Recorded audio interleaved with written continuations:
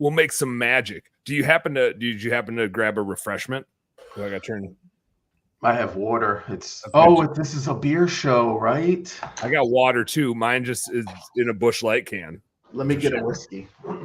Yeah. My water's in a Busch Light can, but it's basically there we go. Now it's official. Let me do this. While Jason's grabbing some whiskey, I gotta make this thing public so y'all can share it to your favorite places and do not the same one. Oh, yes. Sure, yeah. He's going to track himself down a little whiskey. That's always a good idea. Yeah, probably. There we go. Okay, my wife's making me a drink. That's like the best thing ever. Every once in a while, I run out of beers. I have a little mini. Check this out. My wife is so committed to me talking to other cool business owners. She literally bought me this little fridge to put by my desk. And so, that's so cool. Generally, I leave it unplugged, but right before we go live, I bring a couple beers up. Right. Turn that baby on, stash them in there. That's awesome. Good to go. So mine will be bourbon based, but that still starts with a B, right? It's just happy hour. You can drink whatever you want at happy hour. Okay, you could drink water at happy hour, but it just might not be as happy. It just might be an hour then. Yeah, it's just an hour. Yeah. That is every once in a while I run out of beers. I don't plan well, and then I have to text in a favor, and there'll just be like an arm that comes in with a beer in the middle of the show and hands me one. Right. Which I should do that more often. I would do that more often if it was a reliable thing, but it's not always a reliable thing. So I don't want to plan on it, but it is like the backup plan. My reliable thing is my wife will bring me like coffee when I'm working or, that's good. Or in this case, a drink. I don't usually have a drink before a call. Well, this is technically working. We're technically kind of working. So she's bringing you a bourbon while you're working, which is even cooler. I think this could be a thing. Like I always work past 5 o'clock, but somewhere around 5:01, I feel like I should get a little reward. You should. You deserve it. You earned it. Yeah. Thank you. She needs to say that to me more. Right.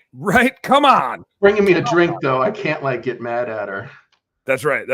Now's not the time to tell her business. There's different love languages. There's money, gifts, praise. You got the praise. I earn my own money. Mm-hmm. She brings me brings you cocktails. Yeah. So everybody's all covered. Between the three of us, there's a lot of self-love. When I don't know what her love language is, but when she comes in, you can then praise her, and maybe that affirmation would go a long ways. I can train her. Mm-hmm. Do you watch Big Bang Theory? I watched some of it, but I think where you're going wrong is that while you might think you're training her, she's actually undermining you and training you. I think I'm married, and this is just how I think it actually works. Right. So there was an ulterior motive for when you got your beer cooler, possibly. Mm-hmm. She trained you to get back in there and work more. Oh, that's right. I think I just realized. Yeah, there's something going on. She's like, they're always like, they're 3 steps ahead of us. Yeah, Mama needs a BMW. Mm-hmm. What kind of car does your wife drive? We just got, not just a year or two ago, we were shopping around, and you did great. You crushed that. You did super great. Who? Just Dan Plata. I was yeah. We're all kind of jealous. We all want a wife that brings us a cocktail. Like how? Yeah. But the vanilla old fashioned. Oh, that's manly, but with just a hint of girliness to make it taste good. Yeah. You're welcome. Thank you. Soften it up. Take the edge off. Right. No, we had a Ford. I'm totally the dude, Jason, that will drive a vehicle until it can't drive anymore. Yeah. I have a F-150 out actually it's not out in the driveway, it's in the shop because I'm selling it. My wife encouraged me to get a new one just for safety reasons. Like I'm the dude with the rusty truck over 200,000 miles. Right. I like to be that dude.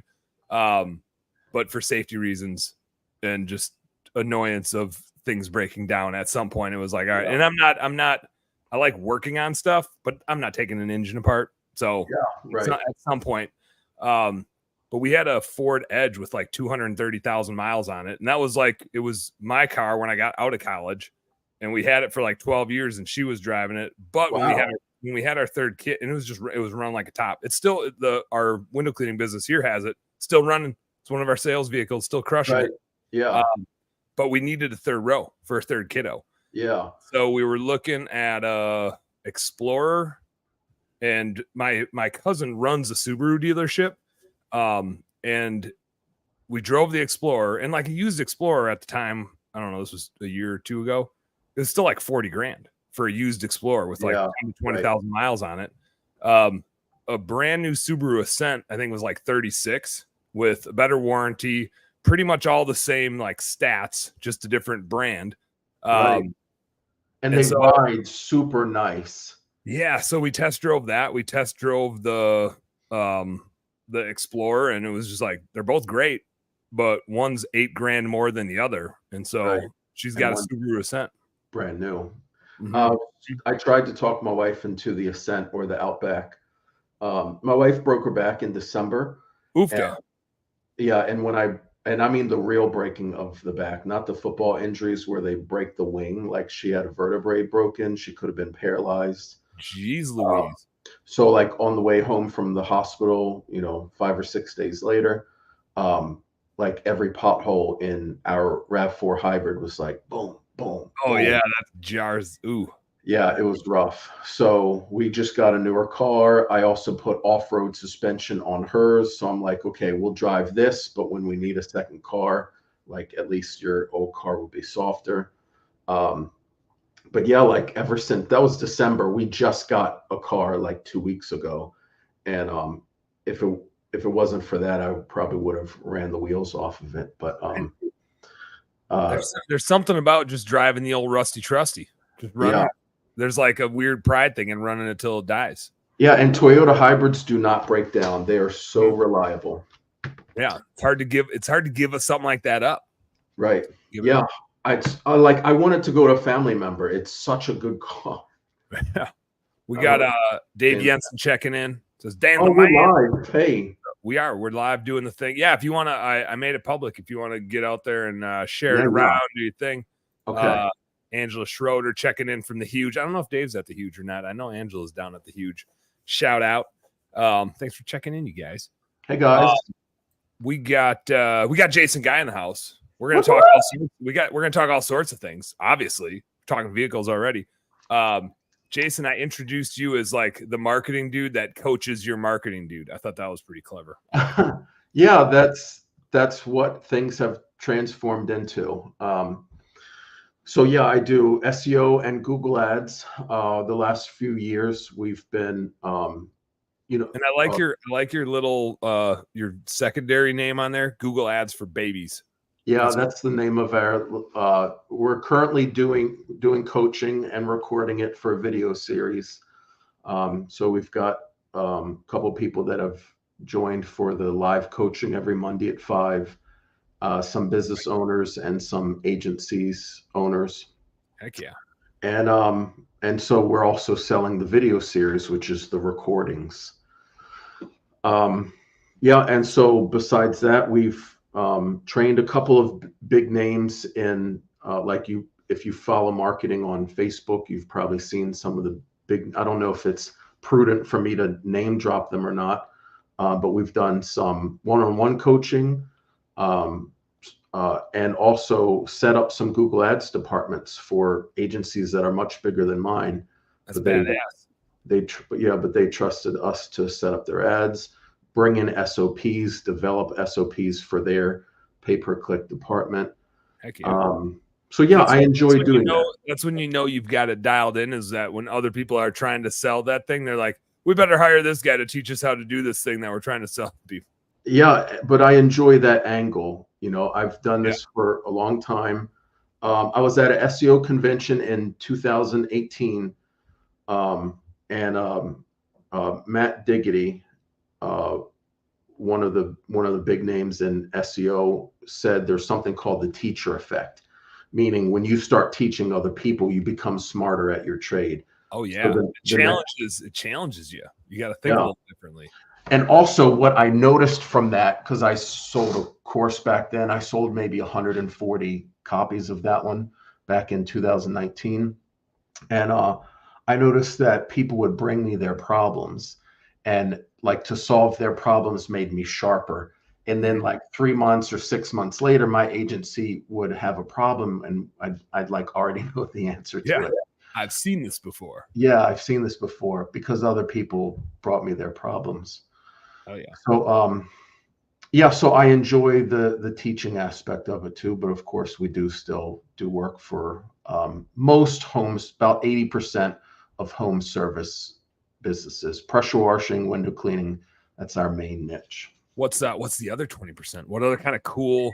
Because I take on some cool bookkeeping clients every once in a while, and they'll question like, are we the right fit for you? And I'm like, if you provide any, it might not be home service, but if you provide a service, right, it's a strikingly similar business model to cleaning something for somebody. Like we did a realtor one time, and I was just like, yeah, man, I'll give it a shot.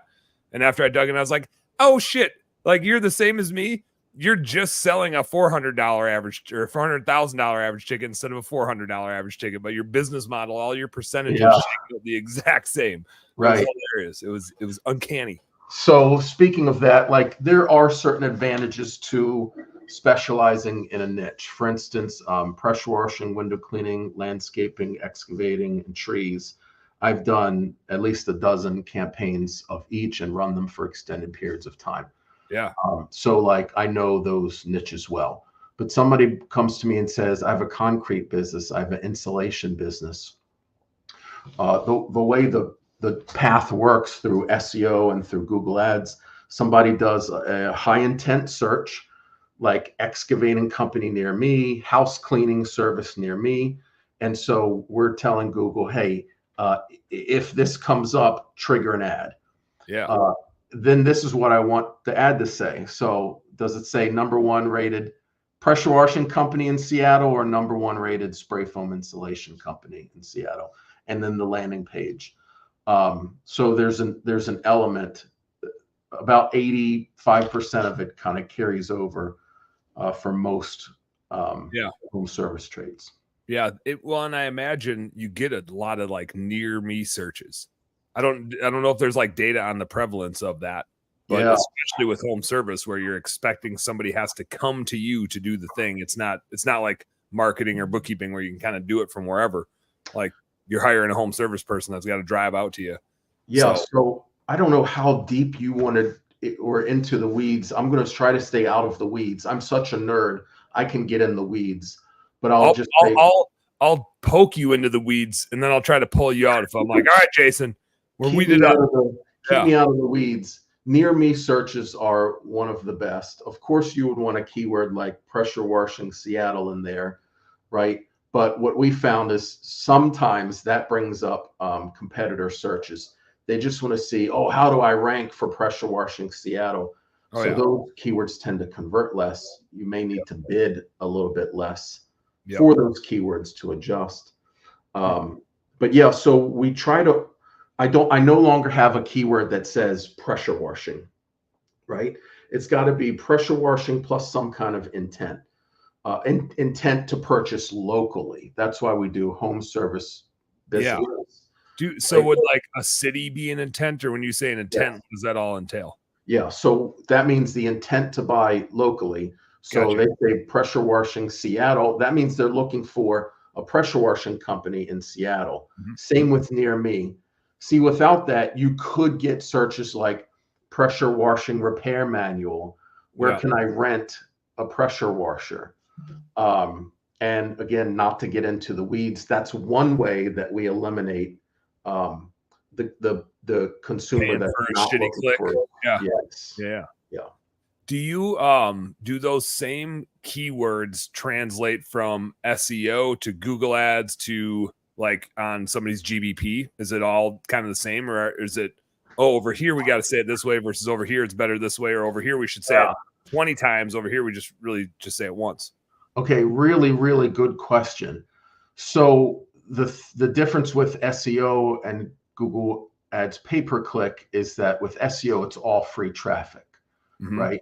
So for pressure washing, you could optimize for simply pressure washer, power washer. And if somebody types in power washing rental and for some reason your maps listing pops up, it's no skin off my back, right? Yeah. Whereas I would not want that keyword in the ads. I'm paying. Yeah, you don't want that ad, but you don't mind that map pack. Yeah, that's right.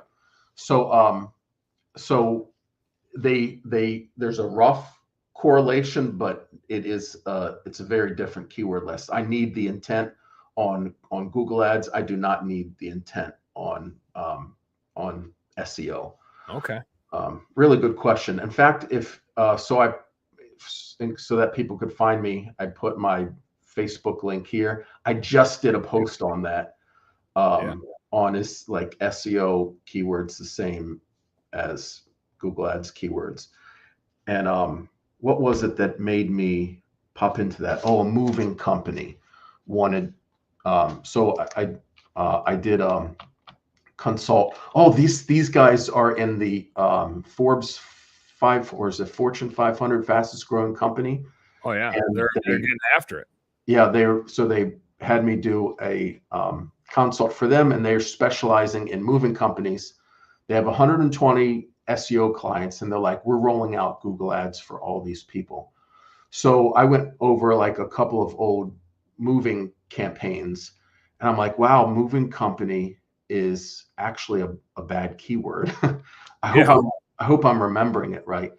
And so I was like, look, you actually need to not. And so we're talking about like, do we go to the next level? He's like, oh, I don't need to go over keywords, right? We got that covered because we do SEO for them. And I'm like, dude, they're not the same keyword. I was gonna say that's the problem. That's where you're about to go wrong. You're about to spend, and for 120 clients, like that could be $250,000 a year that they waste. That a 1 hour coaching call going, spend an hour on the keyword topic would have fixed that problem for them. So that's where like you would want to go deep in the weeds if it's high value, but if it's like, a roofing company owner wants to talk ads, we wouldn't go nearly that deep in the conversation. Do you find it? I'm gonna save that question. I'm gonna come back to the question I was about to ask. So I'm not even gonna ask it, but I did have a follow-up question. I do have what did my wife say she made me? Vanilla whiskey something. Not whiskey sour. It was cooler than a whiskey sour. Is it an old fashioned? Did she say it was an old fashioned with vanilla? I'm like, a manly drink, but just a little something girly to take the edge off. She should have just not said the word vanilla. You could have just I would have just been like, this is a really good old fashioned. You could have been like, this is a whiskey old fashioned with another splash with a topping of other whiskey. Yeah. Right. She poured a cheaper like whiskey that tastes like gasoline. Make it burn a little bit. I wanted to make it burn a little bit. The hairs on my chest are poking through my shirt. Right. A little crippler, little Canadian mist. Yeah. Is there are keywords relevant on your like GBP as well? And does that cause you to show up in the map pack better? Does that cause ads to work better? Like how does the GBP, the business page thing that we all get and I think we all probably underutilize. How does that fit into this? Okay. There's only 3 things that you need to rank in SEO. Moz came out with a survey. I think they were like, we've broken it up into 196 factors. They all really fit into 3 main categories: content, backlinks, and traffic, right? So like you've probably heard with local SEO, citations are very necessary. That's a form of a backlink. When you say a citation, like, hey, we got this information from over here, let's so credit. In the SEO world, like your Yelp listing, Yellow Pages is a citation. And it will have a no follow backlink, but just having the name, address, phone number, and website gives your Google listing points. Yeah. So when you say your Google listing, is that the GBP thing that you're talking about? Okay. Yeah. Okay. I've done SEO even longer than I've done ads. In my head, it's a GMB listing, Google My Business. I used to say GMB, and then but I can't transition. Yeah. I'm working hard. It's like I don't even know what it's like. I'm forcing it. I'm really forcing it. Yeah, GBP. we had an SEO meeting today. We have our SEO meetings on Wednesdays, and my SEO manager, who took over my old spot, brought up GPB, and I rolled my eyes. I didn't externalize it. You even just said it wrong. That's how much you don't like it. I don't know what it's called. I'm going to be one of these old marketers that are like, TikTok ads. What are you talking about? Tic Tacs. What the hell's a Tic Tac? Right. My breath smells fine. Don't insult me again. Yeah. I like it. So let's break. Most of your guys, are they business owners? They're not agencies, right? Business owners. Okay, so let's say a business owner wants to optimize their own listing. Like, how can they hack content, backlinks, and traffic? Yeah. Let's go. I've never even thought about like backlinks with the GBP. I always thought that was like a website thing. You're blowing my mind. So whatever website is hooked to the Google listing, the backlinks give that Google listing credit, and it's one of the most important ranking factors when we talk about like whether you'll rank for Seattle or or how big your. Have you seen one of those pin trackers? I share them all the time. So the way you want to do, I can show you one of those. Yeah, I was gonna say do the little present thing, and you can show us on the screen. Okay. I tell you what, I'll talk for a bit, and then if you get 2 minutes of talking, I'll dig one up to show everybody. Yeah, I like it. So everyone doesn't like watch me pull up notes for 2 minutes. Because we're guys and we can't multitask. No, I cannot. Definitely can't. Right. That's why I didn't make my own drink tonight. That's right. So to hack the traffic part of it, let's start easy. Would you believe that a billboard, a radio ad, or a yard sign would help you rank your maps listing? Right. So by simply the fact of wrapping your truck and people start Googling Blue Skies cleaning service, Google starts to say, oh man, these guys are being looked for in the community. So when somebody types in cleaning service Seattle, you become more likely to pop up because you're getting a lot of traffic to your Google listing. So that way, even if you like didn't have a Yelp listing and a Yellow Pages listing like your neighboring business has, Google still can tell that you are a prominent business and deserve to be one of the top 3 spots. So traffic wise, that's one way business owners can work on their own SEO. I got just to, because it's so like relevant to me right now. In our Minneapolis window cleaning pressure washing business, we used to do radio and TV, and it was getting worse and worse and worse and worse. And we'd spend around $100,000 a year on it. I mean, we'd spread it out in a couple different places, but we got pretty aggressive in it. And we would spend about $150,000 a year on marketing. That's how much I spend on whiskey. Right. It was a lot. And it, for a long time, it was good. And then like, it just got a little worse and a little worse and a little worse. This year we did billboards. It's our first year doing billboards, but we've put 80 grand into them so far. Right. I don't know that we've paid all the bills yet. But holy shit, the amount, and I it's one of those things where it's like, if I just look at how many people said they saw our billboard, our acquisition cost is really bad. Like, it's really bad. Right. But if I look at how many Google leads we've gotten, it's like, what happened? Like, how is this even possible? And so we know these relationships exist. We used to see that when we did radio too. It's like, we can't judge the acquisition cost of radio alone or of billboards alone, because we can for sure see the impact that it has on all of our Google stuff. And it's hard for us to parse out. But when we look at the big picture of it, like everybody, it just, especially this year, has been tough for the exterior cleaning companies. And we have already, it's as of the end of July, more leads than we got any of the last 3 years. Wow. Yeah. So another effect that the billboard has is brand recognition.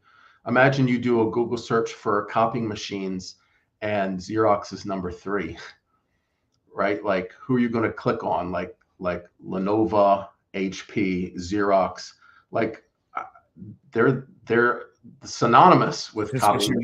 Yeah, you're just gonna be like, oh yeah, Xerox. Of course, that's what will happen is, let's say people have heard the name Blue Skies on radio, or they've driven past, and then they do a search, pressure washing Minneapolis.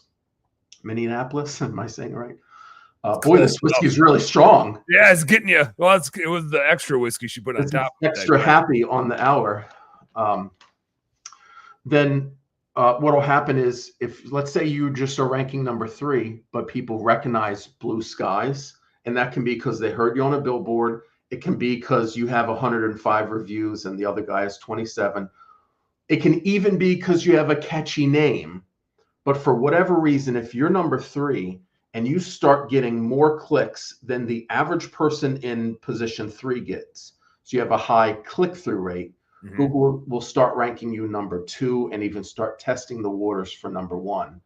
Because they see that you're above average click rate, it'll start moving you up the rankings. So it's almost like a momentum thing. Yes. Like just creating an avenue to get the clicks causes you to get more clicks. So that's one of the ways to hack content. In fact, there's some black hat guys doing this, but it's complicated to do this properly, but having a good click-through rate. So if you could have an army of high school people, that's a hack I heard at an SEO convention, Googling pressure washing Seattle and then clicking on Blue Skies, as long as it's not overwhelming. Yeah. Right? Say you're obvious. Yeah, say your click-through rate's supposed to be 15, but it's 23, like that can move you up. Let's say it's supposed to be 15, but it's 97. That could actually disconnect or turn off the modifier, right? Where you're supposed to be. There's a tipping point where they're like, nope. And so you won't go negative because of it, but you'll get a 0 multiplier. I don't want to go in the weeds of that, but what are all these Russian clicks searching for this Minneapolis window cleaner? Yeah, but basically, keep in mind that Google is simply a computer based in California. So computers work in numbers. So whenever you do a search, the number 1 guy might be 900 points. The number 2 guy might have had 700 points, and the number 3 guy had 350. And that's why they ranked. They ran it through an algorithm instantly. And so basically, we're just trying to modify things so that you get more points than the next guy. You're never able to see the numbers. That's why mathematicians tend to do so well at SEO. Like, this is simply just a math game. It's just a math game. I'm really good at math. I might be biased because I'm a bookkeeping business, but my belief is that every business is just a math game. Every decision we make is just a math decision, even like the employee engagement and the recruiting ones and all the fluffy HR stuff. It's all a math decision. Right. It's all math. If I've got a $1,000 decision and there's a 50% chance it will make me $5,000, I'm going to take that every time. That sounds good. Can I contribute to that? Do you need an investor for that decision? I'd love, if lottery tickets work like that, I'd buy a ton of them. I'd be a real good investor. Yeah. Is it okay? So that was the traffic component of GBP. What were the 2 other things to that? Yeah. Traffic. Okay. Content, right? So like what you were talking about, having your, if you have a keyword in the GPB name, the Google listing name. So for instance, if someone's looking for window cleaning and the business name is Blue Skies Window Cleaning, you've got a better chance of showing up than someone without that. That's probably the number 1 factor. Okay. You can fill out your description. You can start adding lots of posts and pictures that people can engage with. And the engagement, the click-through rate, and the quantity of traffic all falls under the traffic portion.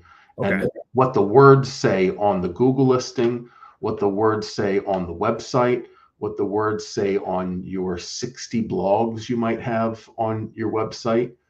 All of those things end up falling under the content, and how you structure all of that so that it's effective SEO would fall under content. Content, traffic, and backlinks. Is it so on the content, does it matter how old it is? Like, does Google, if you have a shitload of content out there, but all your pictures are 4 years old and you haven't made a post in 2 years, does that ding you, or does that just make it, does that open the door for other people that are more active now, even if they have less out there, that they can pass you up? Okay, so older pages are stronger than younger pages, right? They would have a higher volume of traffic. Even age is a ranking factor. Like if you have a domain of business that's been around for 20 years and you have one that's been around for 18 months, the 20-year business, all things equal, is going to outrank the other one. Okay.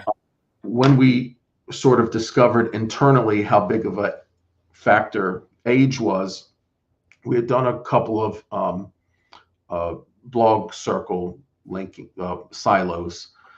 And so we had like 15 blogs. What we noticed was like the needle moved a little bit once they indexed about 3 weeks later. But like the page started gaining momentum in a way that it did not before. So imagine like a 1 month old blog is worth 1 point. So we had given the website 18 points, but a 4 month old blog is worth, and just use round numbers, 4 points, right? Yeah. It's not 4 I can times. do that math. It's 1 point per month. Every month, the website is like gaining a little bit of power. Yeah. So if you've got older clients that are competitors that are hard to beat, one thing you can do is you can start building more content, more backlinks, and what will happen is you can at least, X times Y equals Z. You can at least control X, and Y is the age. That'll come in time. Yeah. But the variables that you do have control over. Right. And so you can outrank them with much less time than it took them to get there. Does it let's say you've got a shit ton of Google reviews, you've got tons of pictures that are geotagged and they're badass and they're in the markets you want to be in or in the neighborhoods you want to be in, and you're posting twice a week. Does all of that, I imagine like all of that stuff is good and it helps your GBP. Does that relate back to the map pack? Like if somebody's searching, like where does that influence how you show up when they just search pressure cleaning near me? Okay, so this might be a good time for me to pull up one, like a map listing, a rank tracker. So let me dig up a rank tracker. I've always felt like I don't utilize, especially in this business where I'm national, and I don't even know if that matters, but I don't utilize my GBP nearly enough. Like in this business, it's like I don't even know if I have one yet. But I know that it is a useful thing. I don't understand when I do X, Y, and Z what it means. Like I feel like it's one of those things where all I know about it is more is more. I want to do more. Right. More is better, and I like better, so I want to do more. But I don't really know what it's doing exactly. I also like the shotgun approach at times. I'm not always a sniper guy myself. Also, if we're back to, I cannot do two things at once. Let me try to. Yeah, did you see how I was talking for a little bit there? I was doing. You were trying to help me. I was like, Jason's gonna pull something up, but then you tried. What happened is, I was talking, and then you tried to contribute, but then you had to stop doing what you were doing. Right. It's impossible. It's just the curse of being a dude. It's the curse of being a dude. Okay, can you see my screen here? Oh yeah, here we go. I can bring it up. Here it comes. Check this out. Boom. Yeah, so this is an actual client. He is a mutual friend of ours. I love these grids. These grids are sweet. Yeah. So we started his campaign late January of this year, and this is how he was ranking. Most of his area was orange or red.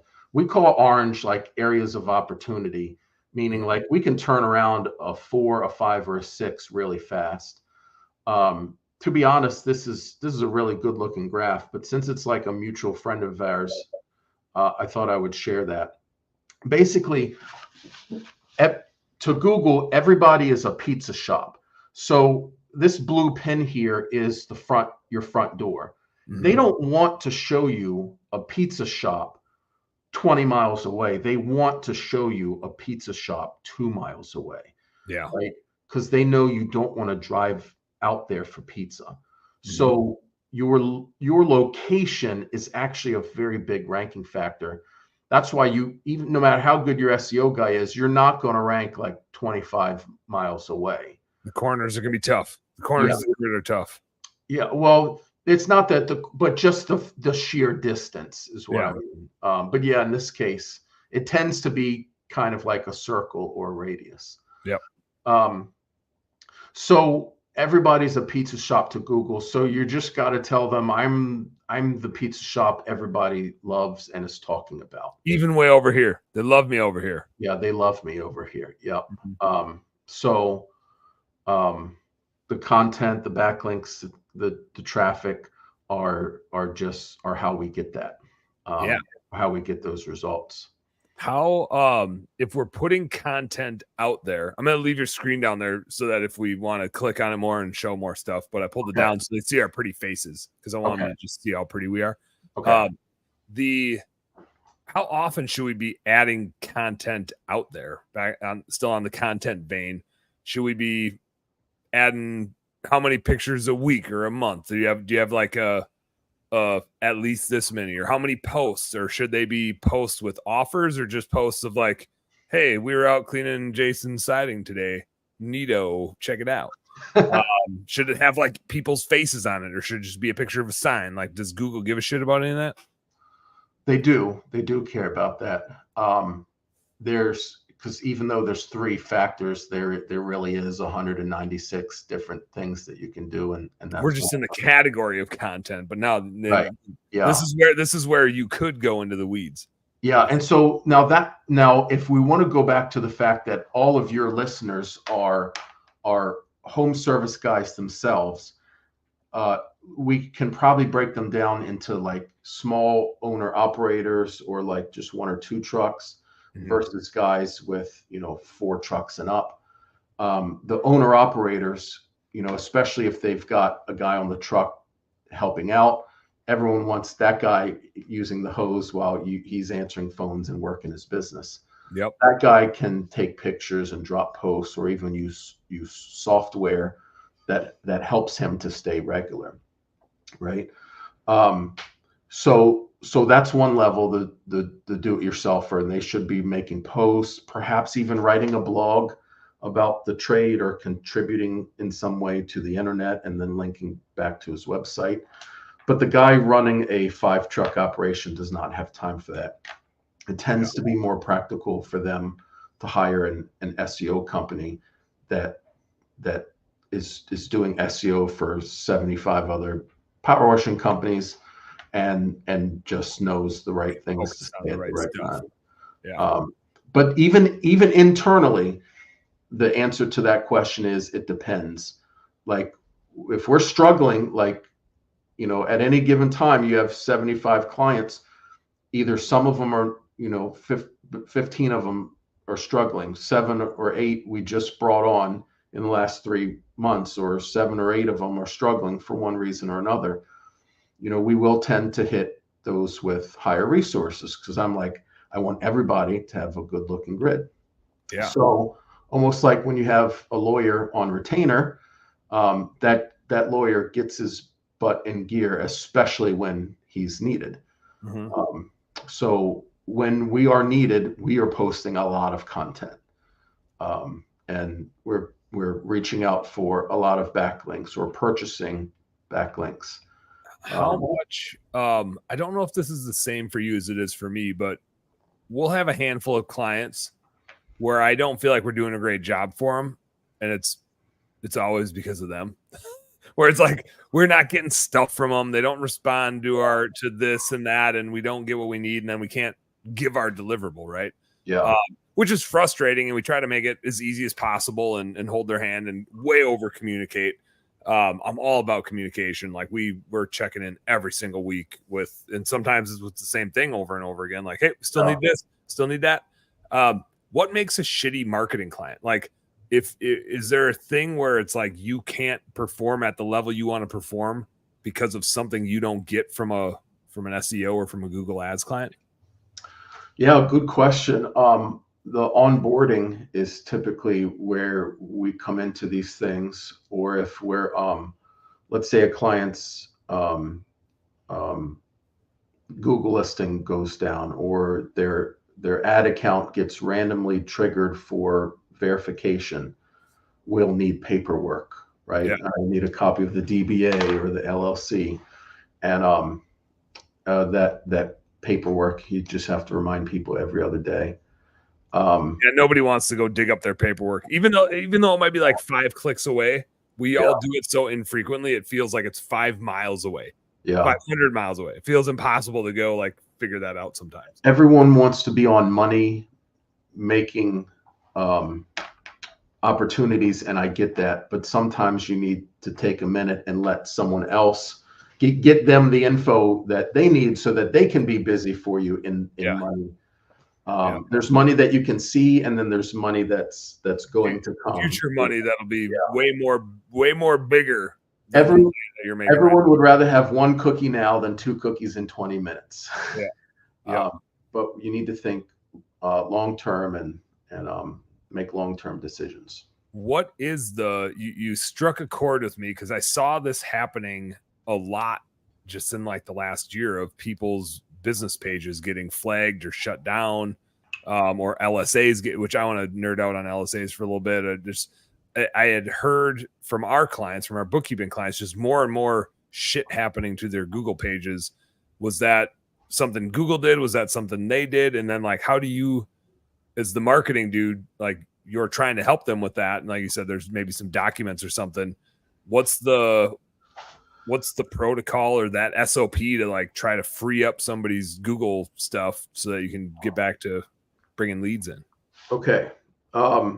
The SOP part, I have my old SEO manager, who's now our ads manager. We still pull on her from time to time. She knows more about the specifics than I do, but the short version is we need to get the Google's trust in us up. Like, we have a real business, we deserve a Google listing, and one of the ways to do that is to literally send them in a copy of our DBA or some state certificate.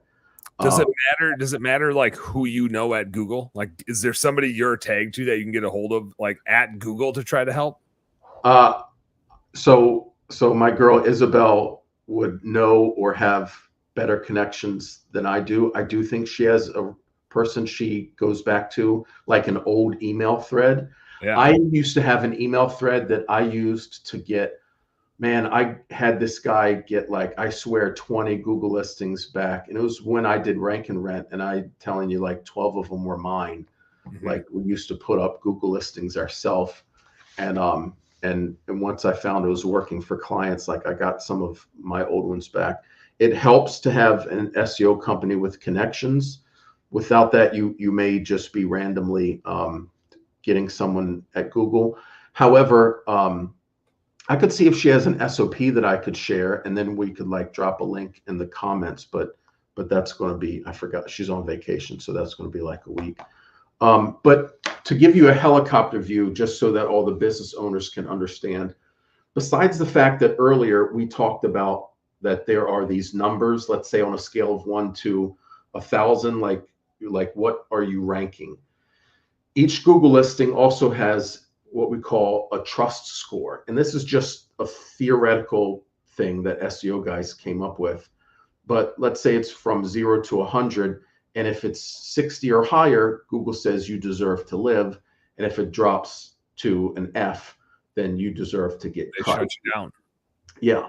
So some factors that go into the trust for sure are citations, how old it is. I've noticed if a Google listing can last 3 months, like it's got a much better chance of surviving. I've seen so many young Google listings come down. Interesting.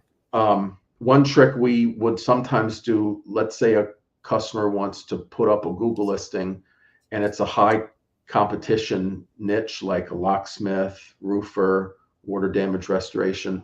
We'll actually start building the citations before we even tell Google the business exists. You need to send a postcard. Yeah. So that by the time the postcard comes to them and we enter the code, there's like a couple weeks worth of trust from a Yelp listing. Like Google's like, oh, I already knew you were there. Just the postcard. I seen you, girl. Yeah. I've seen you around the block. Yeah. So there's this thing called trust score, which is also invisible, and you just need to make sure you've got a passing grade. Interesting. What? I just made it up though.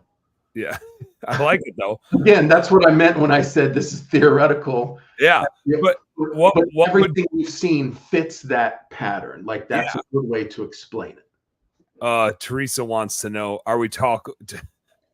She's throwing acronyms at you. Careful. GLS. I would love a Mercedes GLS. My wife tried to get me to buy her one. Are we talking GLS ads or just Google in general? Catch me up. Right now we're talking GBP, or as Jason likes to call it, the GPB. But he's just hung up on GMB. Yeah, take G and a P or a B sounding thing and whatever you want. We're talking about a Google listing. Like, why does Google bring some of them down and leave others up? And there's this invisible trust score. Like, if Google does not believe that you're a real business, but what would cause them to like lose trust in you if you've been operating? Is it like a competitor goes in and flags you, or is it competitors can report? Also, you could have it set up wrong. Like let's say it's your house and you have it listed as a brick and mortar. Like brick and mortar meaning, oh, someone can come visit, right? And then a Google Maps employee or a Google local guide comes by and it's not a business.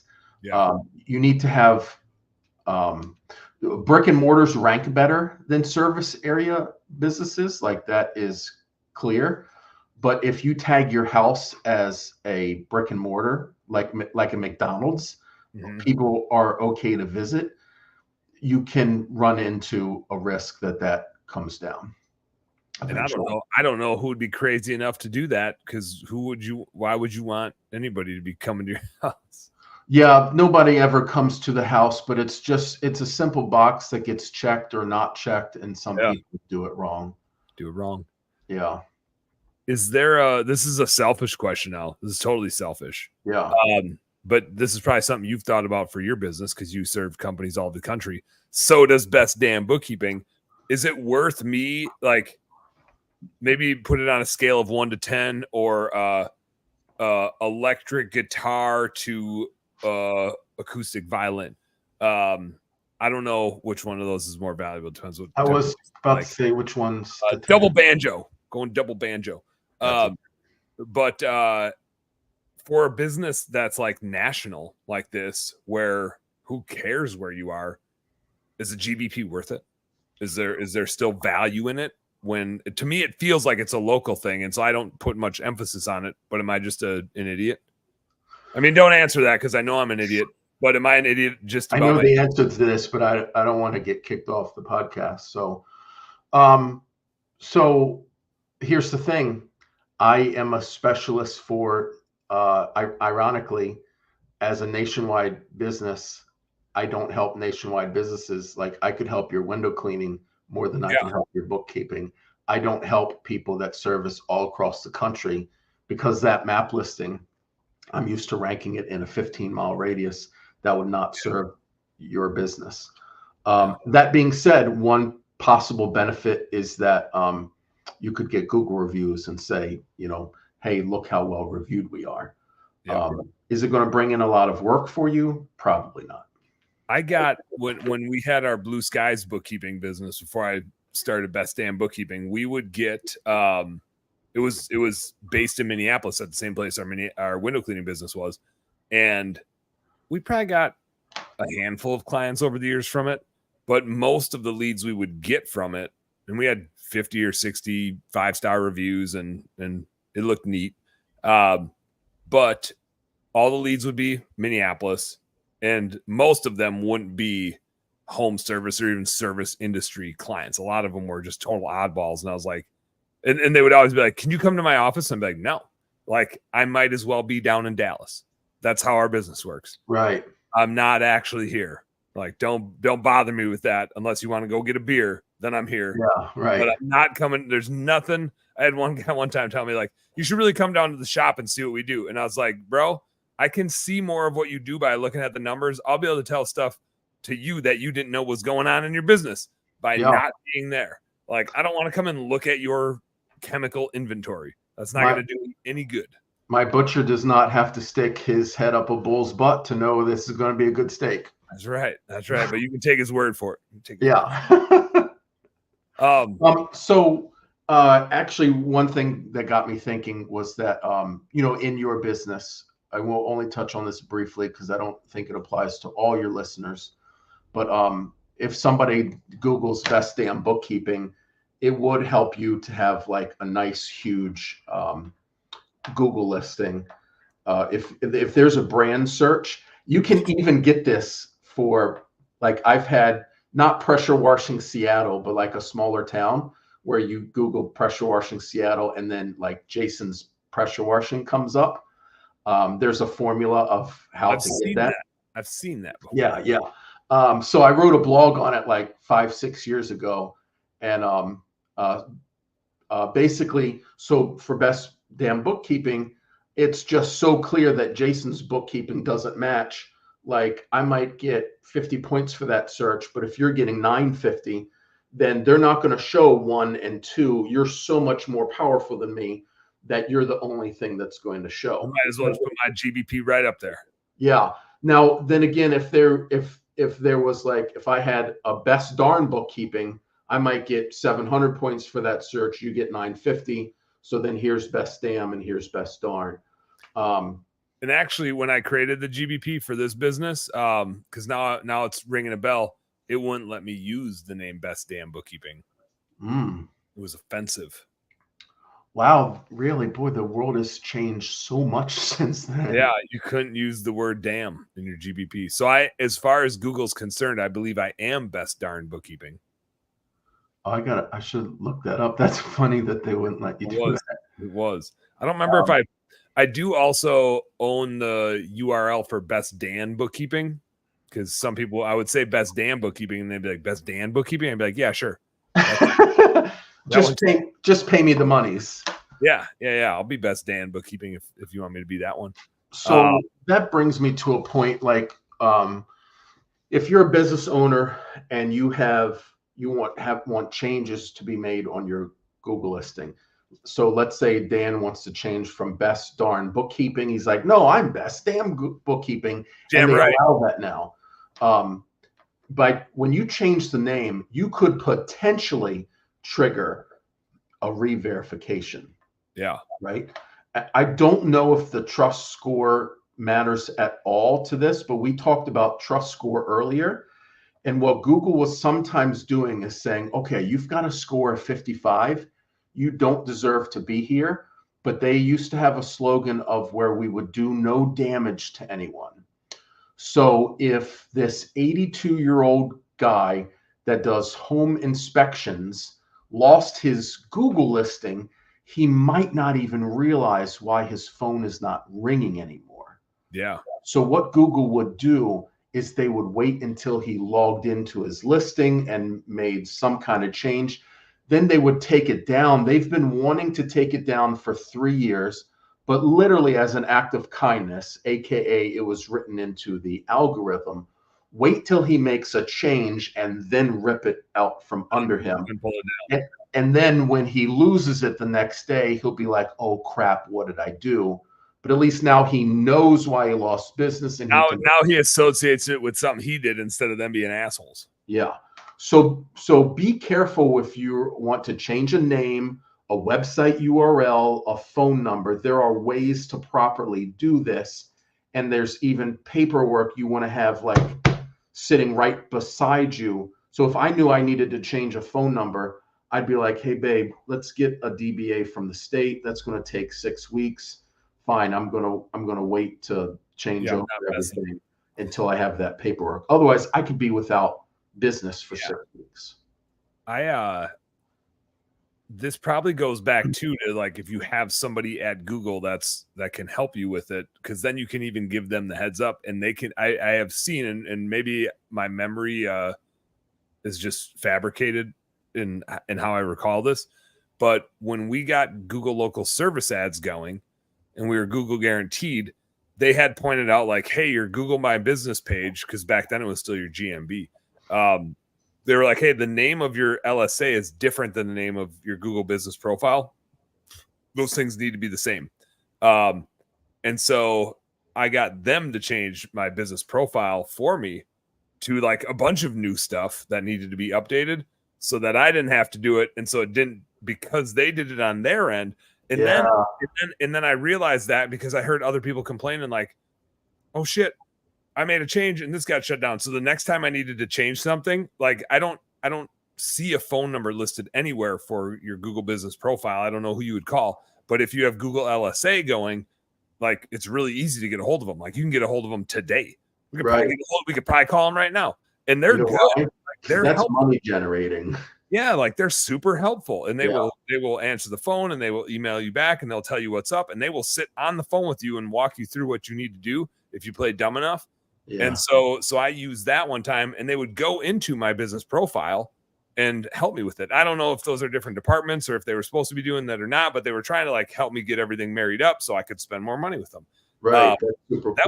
That was pretty nifty. Yeah. Yeah. I seem to remember you used to be able to do that with the Google Ads people, but at some point in time that did stop. They can't help you like they used to, but that's a nice hack to know about the LSA. Do you guys help people with LSA stuff, or do you just kind of tell them? Everybody that I run pay-per-click ads for, we do LSA ads for. And I literally, since I could talk about LSA ads for an hour. So let's go. Yeah. I was going to say, would you like to do this again? We could totally do this again. Okay. There's no time limit on this episode. We don't have to stop at an hour. We just have to stop when we have to pee or when you got to go to bed because you're on the East Coast. Right. Yeah. How many people do we have on here? A few, but most people wait till the podcast comes out and catch the podcast. They watch them on the podcast. Or like there'll always be a couple people on dropping comments and stuff, and then a whole bunch of people will catch it on the replay. Right. YouTube, podcast. It's got a long tail. And then Jai, producer man's going to take it and cut snippets of cool things we say. So there'll be like 3 snippets. Yeah. That'll go to all the places. That's what attracted my wife to me. She's like, that guy's got a long tail. He's got a long tail and we can cut snippets out of it. Yeah. If it's all right with you, I would be game to come back again, talk all LSA, and I can fill up 45 minutes with that. Dude, I love me some LSA. Yeah. So let me tease it. I want to hit you with like a couple questions, and then we'll call it a night. All right. I kind of know what your answer is going to be, but I'll let you extrapolate on it. Okay. It seems to me that Google guaranteed LSA, like that's top real estate. It seems very stupid if you're like, well, I don't do that. I just do Google ads. Yeah. It seems like LSA is now the top real estate. Google ads is kind of secondary, secondhand. I think the map pack is probably still equally important in the world of things because people like to look at that. Like it's visual, it's physical. They can see what's going on. And organic, like shit, I do some searches and there is not an organic listing on page 1 anymore. It's gotten so far down because now between LSA and the map pack and all the sponsored ads, it gets like way down there. So is organic still important?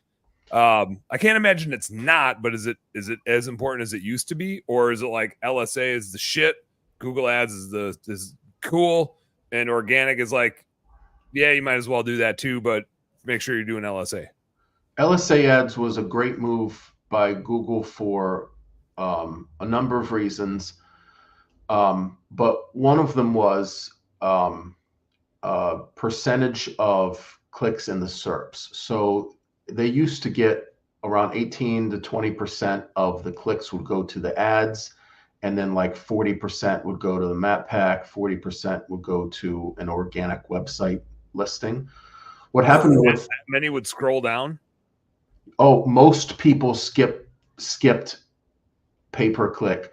Yeah. It was still a thing to do just simply because with pay-per-click, I can target 60 zip codes. So even if I'm only getting one lead here, one lead there, I'm in 60 zip codes where SEO, maybe I'm getting a bigger share, but maybe I'm only in like 13 zip codes. Yeah. So smaller percentage of each SERP, but you can do a large area. When they switch to an LSA pay-per-click combo, some people don't even realize the LSA actually is an ad. And so the percentage of people clicking on one of the two is now closer to 30%. Okay. So that's 50% more. It is, right? It is not 10% more like it sounds. More. It's 50%. They added 10% more. However, maps and organic still does get the lion's share of each individual SERP. Okay. I'm surprised organic still gets that much. It feels like I got to scroll for like a couple minutes to get down there sometimes. Yeah. So every search I can think of, I have seen 10 website listings on page one. Sometimes there's the endless scroll where it's not broken up into page one, page two, page three. Yeah. But typically I do see, I see LSA ads and or pay-per-click maps. So the reason you want both of them going is sometimes LSA won't be triggered at all. Sometimes it'll be the only thing that's triggered, and sometimes it's both. So you want to definitely have both of them going, especially in the rural areas. Google rolled out LSA in metro areas first. And then they started going bigger, like they started expanding, no longer Baltimore, but Baltimore suburbs. Some rural areas still might be pay-per-click dominated, but you want to get them both going, and you don't always know which one will do the lion's share of the lifting until you're a month into it. Is there value? All right, last question before my last question. Is there value in trying to measure like leads from LSA versus leads from Google Ads, or conversions from LSA versus conversions from Google Ads? Or when you guys think about it, is it just like it's just all part of the same pot? Do both. It'll some will be up, some will be down, but it's a portfolio, and the whole thing is supporting itself. Yeah, good question. So LSA is a very different beast. It's also like a completely separate login dashboard. You would almost think they were owned by different companies, the pay-per-click and the LSA. LSA is completely pay per lead. So technically the conversion rate is 100% all of the time, with the exception being sometimes you can go in and dispute a lead. You can say, oh, I'm a moving company and they asked about boxes. Like, why did you bill me? Dispute. Yep. Whereas with pay-per-click, you can't do that. Like what you would literally need to do is say, okay, I'm willing to pay a little bit less per lead because I know 15% of them are trash, right? Or less per click, or less per day, depending on how you're doing your budgeting. Yeah, I like going. You're gonna play the game a little different. Yeah, and so so each one does need to be optimized individually. I do feel like LSA would be a better topic for your audience. It's easier to do themselves, and I got a ton of tips, tricks, hacks, how it works, what you need to do, how to get around loopholes. So I got a ton of LSA. If that's not a good teaser, I don't know what is. Yeah, stage for episode 2. Google Sheets from the last time I spoke on LSA ads, ready to go. Hell yeah. Shout out to our boy Latimer, Josh Latimer, jumping in. What's up? Hey, buddy? Josh, how are you? Good timing. Alicia Price jumping in. Alicia or Alicia? I never know. I just say both of them sometimes whenever you get a name like that. But the price is right. Price is Right. You just got to say both so that you don't screw it up. You got to get them. Wow, this was really good. Your wife crushed it, man. Shout out to Jen Guy. Jen Guy 96. That's not how that works. I got I don't remember if I asked you this question the last, because you were on my old podcast, my Bookkeeping Beer and BS podcast, but you haven't been on this one yet. So I think this is new for this podcast, and I gotta ask this one. Sure. And I teed up. It's Alika. See, that's how she Alicia. It's Alicia. No, it's Alika. See, so it's hard C. Alicia. It's Alicia. Right. I'm right. Fine. I was just trying to be funny, but I'm not. 9. Yeah. So here's the framework. Here's the sentence. She says, "No, Dan." That sounds like a response. That's a text response I get from my wife. I was about to say, does your wife give you that a lot? I get the feeling. When I say something real smart ass, no, Dan. So here's the deal. I'll say it like money's not an object, and I probably frame this up different every time. I'm gonna have like listeners write in and be like, "Dude, why do you say this different every time?" Josh, actually, I think Josh, I was asking about the snowshoes. I think we did that before even live. I think we covered the snowshoes. My legs are now like this big around from you. He's like Emmett Smith over there. Boys like Emmett Smith. He's about to start trying out for the boys. But so I'm gonna say like money's not an object, but you got to be like doing something productive. You got to be like working somehow. But whatever, you're taken care of. And I'm gonna say it's got to be outside of the marketing world. Okay. I mean, separate from marketing, but you can go do whatever you want. You can go do anything. You're gonna make enough money to take care of your family. Right. The world ends and restarts tomorrow. What does Jason Guy go out and do? Man, I'm one of Jehovah's Witnesses, so I would volunteer to teach people about God's kingdom more. I would spend more time volunteering. It's rewarding. I have a lot of friends that do it. We have a good time. And of course, I have to make a living, so I can only do that right now, usually like twice a week. I would do that more, 3 or 4 times a week. I would work out every day instead of 4 times a week. And I would fly.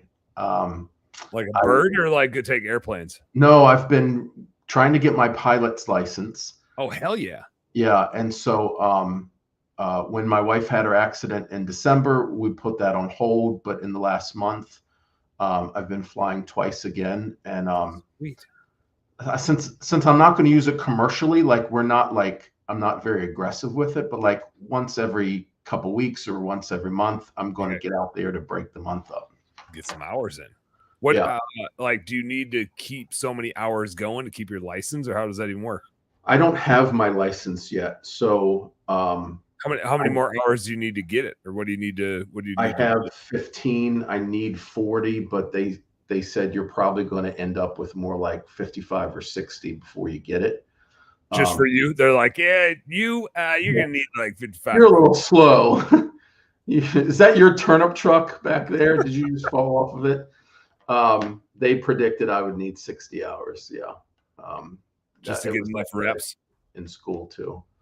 They're like, you're going to need an extra year. 13 for you. So let's round it up. We're just gonna be on the safe side. Side. Right. I get it. And that's how many years they thought I would need just in kindergarten. 13. So yeah, I would have a plane and I would fly like once, twice a week. I mean, I might even go every day if money was no object. Like if you're doing the Jehovah's Witness thing, instead of walking door to door, you can just fly to other neighborhoods. Also, so there's 2 ways that they use planes. One is in the ministry, like going to the bushes of Alaska, and like they'll fly in. But also, Jehovah's Witnesses, like if there is a storm, a hurricane takes out all the houses in Puerto Rico, other witnesses will go and like my wife and I have done that before. Like we'll rebuild the kingdom halls and the homes of the other witnesses in Puerto Rico. Like literally the organization will pay for everything. Yeah. And then like when FEMA gives you a check. You're welcome to make a donation if you like. But it's just so like we go in and help rebuild the homes of our brothers. So I would do that more too. But you can like fly materials in. Yeah. You can fly to places in the ministry. That's a little more rare. Not if you got your 60 hours in. I go or I can preach in a tornado. Less rare now. Yeah, right. That would be fun to use my hobby for something productive. Absolutely. I like it. The only thing I can say, I hunt and fish a lot. I hunt and fish a lot, and so I haven't thought.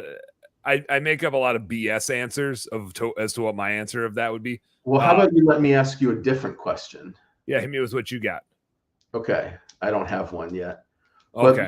But, so since we're talking about flying, if there was one superpower that you could have, what kind of superpower would you pick? Like anything from Marvel or X-Men?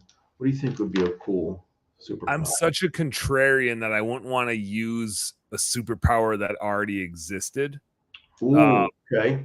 Like I'd want it to be. I mean, I already have one, which is I can drink for my size, I can drink a ridiculous amount of Busch Lights. Yeah, I mean, it's absurd. So it's not quite super, but it's a power. But I don't right. Yeah. I think it would be really cool. Superpower. No, I gotta pee a lot. I think it would be super, and I don't know how I'd use this to help people. It might just be for me. It might just be a selfish, just for fun. It'd be awesome to be able to jump ridiculously high. I mean, like ridiculously high, but like land without busting up your knees. I'm talking like, like 10 feet, 20 feet, just bound, just and so you could like jump over a house. Like right. that would be just super cool. Just like like when I'm chasing my kids and they think they're about to get away, and I love the practical value of the superpower. Yeah, like you thought you was gonna get away. Here's Dad. Like, good try. I don't know. I don't know exactly how I'd use it to help people. Besides, like if somebody was about to get hit by a car, I could like grab them and just like boom, boom. Just like a big kangaroo.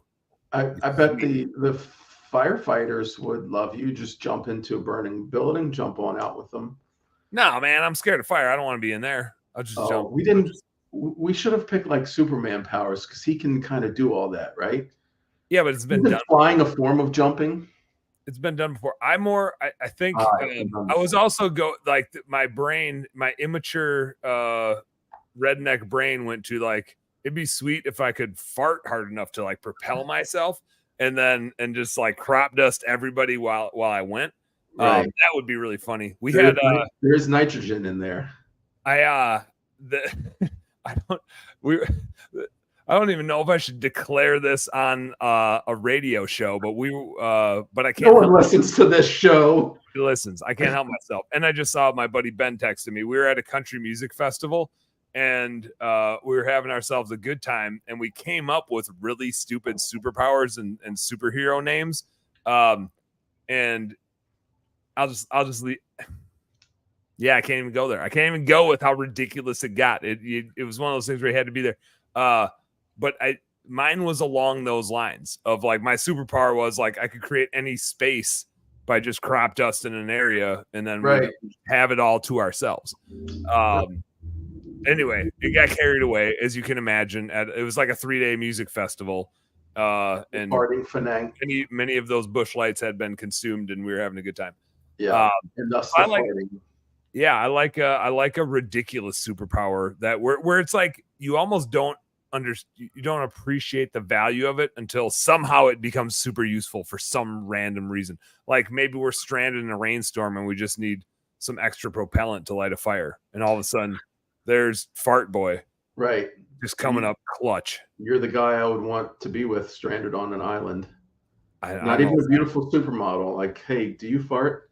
No. Yeah, no. How are you going to propel our boat out of here if you don't have the type of gas that what good is propagating the human race if we can't have fire?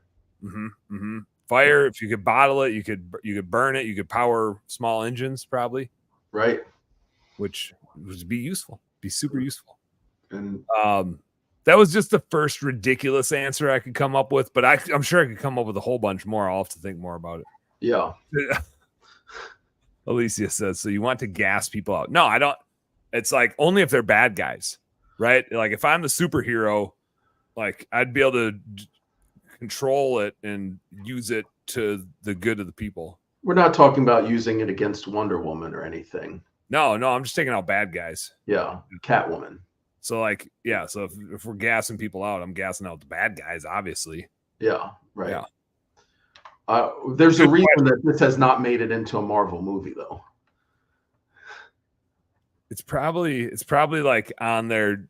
I bet they have a list where they're like, "Here's all the potential superpowers," and it's on the list somewhere. And they're like broad consumer appeal, farting, check. Yeah. It's for middle school kids and really immature adult men. And Adam Sandler moviegoers. Yeah, they're gonna love this guy. Yeah. He could do a movie about farting and get 97% on Rotten Tomatoes. He probably could. That'd be right up his alley, actually. There's a reason all his movies get high Rotten Tomatoes fans. If in a world where I am that real superhero, Adam Sandler definitely plays me in the movie version, like the documentary. As Fart Man. Yeah, as Fart Man, he would play it. And what's that girl's name that's in all his movies? She was one of Charlie's Angels, not Cameron Diaz. I think he has a crush on her. He played 50 First Dates with her. Yeah. Why can't I think of her name? Somebody, Alicia knows it. Come on, what is it? Blonde gal. The super sweet Drew Barrymore. Yeah. Look at me go. She's the sidekick. She puts up with all his shenanigans. Should be good. Well, Jason, thanks for hanging out. How do people find you? How do people track you down? You got your Facebook.com/Jason. Facebook.com Jason96. Give me a follow. If you have a Google Ads question, you're welcome to drop me a hi. I give anybody on the planet a 15-minute Zoom call. What I have found is 1 in 5 of them will need help in some capacity. So I'll give freely of my time, and you can learn something about Google Ads, and especially if you have a home service business. Like I can just take a peek at the ads and just be like, have you tried this? Have you tried this? One Google Ads tip for home service business. Boy, I'm starting to slur. This was really that she. I told you she spiked it. She spiked it. Unlike spiked my whiskey. What do you spike whiskey with? Worse whiskey. Yeah, worse whiskey. One super cool tip for Google Ads, especially for home service businesses. I have to choose my words carefully now that it's kicking in. Is you should be advertising to the rich more heavily than you advertise to the poor. I always feel a twinge of guilt in saying that. But the truth of the matter is, if you are a pressure washing or a home service cleaning business, let's say you're bidding $10 per click as an average. You know what? Let me back it up. If you own a home cleaning business or a pressure washing business, does it matter to you whether the person that typed in pressure washing service near me, does it matter if they make $15 an hour at the fry line at McDonald's, or whether they own 20 McDonald's franchises and a yacht? Yep, it matters. It matters, right? So in the last 3 years, I've done, I swear, 100 Google Ads audits for people and other agencies. Not one time have I seen a company other than mine say, hey, Google, if they are ultra rich, I want to bid, I want to be the #1 spot in that ad. Whereas if they're poor, maybe I don't want to show the ad at all, or maybe I'll just spend like $7 or $8 instead of 10. If they're rich, I'll spend 14. And so what happens is when you do the pressure washing, boy, this is good whiskey. I didn't last very long. Took 3 sips and I getting all giddy. This might be your most popular podcast yet. That's great. This is great. I'm gonna shotgun the rest of my beer, so you can catch up to me. So they do a search, pressure washing services near me, If it's a rich person, you're saying, hey, Google, I want to raise my hand really high at the auction. So I want to be the number one or number two, very much for that guy. Whereas maybe I'm averaging number two or number three for everybody else. But I want that number one spot if they're rich, because I'm going to get a $2,500 power washing off of him. Maybe I'm averaging $600-700 off everybody else. I'm willing to pay more for that lead. And that is a simple trick that literally, I'm not going to name and shame, but all of our friends that own ad agencies that are 5 times the size of mine are not doing that. I believe it. And it's just a simple ROI thing. It's a simple ROI thing. We are currently the only Google Ads agency I know that's doing that. That says, hey, if home cleaning, whatever, especially if it's a luxury business, I want to bid high for rich people. For a roofer, maybe you want to target everybody, right? Especially if they offer financing. Yeah. But home cleaning, pressure washing, other luxuries, even some trades that are non-luxury, insulation, concrete, they do better targeting the rich a little heavy. So what our customers will find is, as opposed to SEO, when they get a Google Ads lead, there is a higher percentage chance that it's going to be a high income, a high net worth individual. So the ads just should be structured that way, like from the start. Like, don't even wait for data to come in. I'm embarrassed to say I didn't even know that was the thing you could do. I didn't even know that. Don't be embarrassed, because there are advertising agencies making $1 million or more that are not doing this. It's crazy. And Jason, I have one more question for you. Why 96? Why 96? Facebook assigned me that. Yeah. So what they do is you input your profile, and then they rate your handsomeness on a scale of 1 to 100. And that's the score I got. So that's my URL. Sure. Did you see that? You just got summoned. That was the summoning. That was the what's called, like, what are you guys still doing? When your handsomeness is a 96, you would get summoned also. Yeah. I'm not familiar with that. That's why you get no Dan all the time. This guy just got summoned in here. Rob Anderson in the house. Hey, how are you? What's up? What's up, guys? Hey. Yeah, joking. I know my forehead's cut off, but it's like Dan's arm's just in the way. I saw Rob coming, and I figured Rob wanted to come in and have a drink. Jason, you can jump out if you want. You can stay and hang out, and we can keep drinking. But since you got summoned, you probably got to pee, and it's probably past your bedtime. I have to pee and I have to fart after all the talk. After all that fart talk, I'm gonna close it out so Jai knows that the podcast is done. Then Rob and I are gonna keep rapping. Rob's showing up, Jai. That's the signal usually. That's a microphone drop. Mic drop. Home service homies, business nerds, you guys know what to do. Work smarter and harder. Go earn yourself some pride. Good night. Jason, thanks, dude. We'll do a part 2 and just spend all the time talking about LSA and Google Ads and whatever else. Part 2. We're doing a part 2. Thanks for having me. Thanks for hanging, bud. Thank you. Bye. Drink the rest of that whiskey. Enjoy it. You talked me into it. I see you, man. Rob, what's happening? Oh, man. I'm gonna go like this, see if that'll fix it. Oh, there you go. Look at how tall you are now. You're twice as tall. I am big giant, man. You are. How you doing? What's up? Doing all right, man. I'm waiting for I'm ready for August to be over. Like the lull of August. The lull, just like, can we just be done with August? Can it be September? I had a similar thing happen to me. I went golfing last week, and I knew it was just like we know August is going to happen. I knew I play golf like once a year, and I grew up golfing, so I'm actually like, I'm a good golfer, except when you play once a year, just all the fine skills, the like driving the ball, making ball contact, that's not a problem. The chipping and the putting is always a disaster when you haven't, like, just navigating a course is a disaster when you haven't played in a while. Okay. Well, I threw out the idea, why don't we just move the tees back and then skip the green? Like, let's just get it to the green. Let's just get it up there and call it good. Like, we'll make the green the hole. Just add a +3. Yeah, nobody went for it. And in turn, the first 9 was Dude. a little rough. First 9 was a little rough. So you say that, and of course, my mind goes to just driving the ball.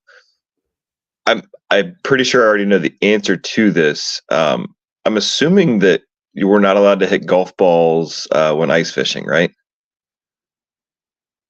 Because holy crap, those would go like forever.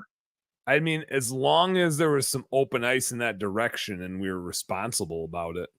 I mean, let's be honest. Nobody's chasing their golf ball on that ice. It's gonna skip, and like you might hit it 200-300 yards in the air. It's gonna keep going, especially with as windy as it was some of those days. Like it travels a little. I mean, like your footing's gonna be.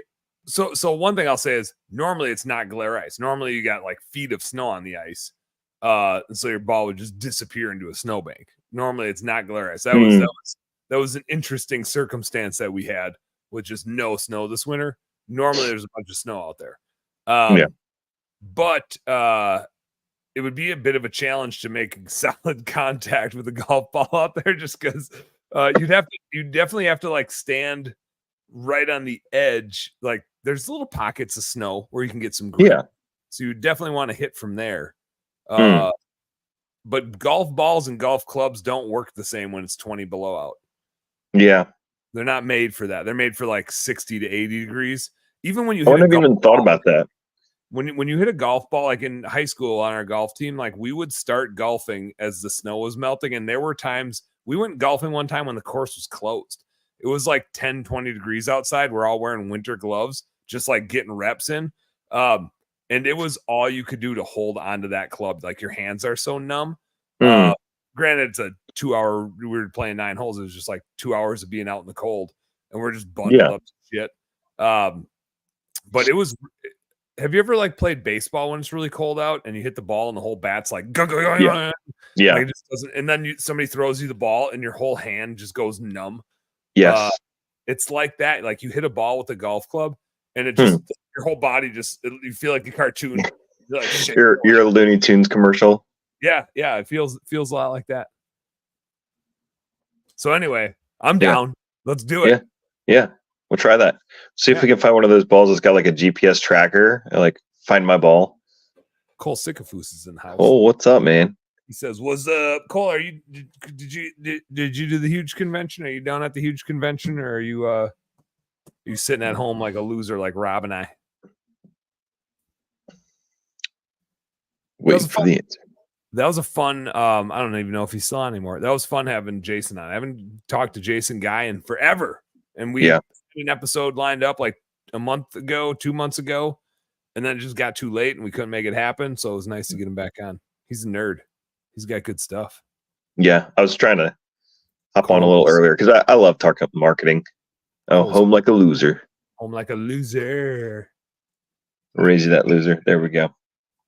I'm a loser too. It's cool. I actually and I love going to the huge, and I've got a little bit of FOMO going on. Yeah.